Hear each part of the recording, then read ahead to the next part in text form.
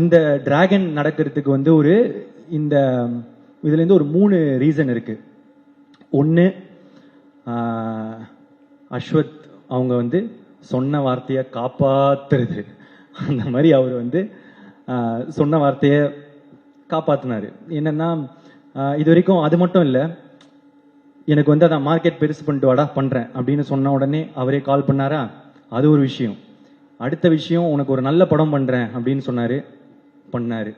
3வது விஷயம், உண்மையா சொன்னாரு, 100 days படம் ஓடண்டா, நான் அந்த மாதிரி ஒரு படம் பண்றேன்னு.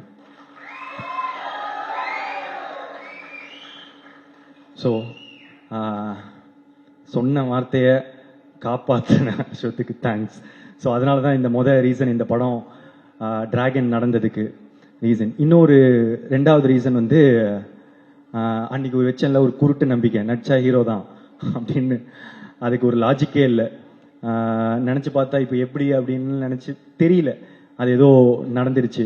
3வது வந்து நீங்கள் கொடுத்த அந்த வெற்றி, லவ் டுடேவோட வெற்றி, அந்த வெற்றினால மட்டுமே இந்த படம் சீக்கிரமாக நடந்துச்சு.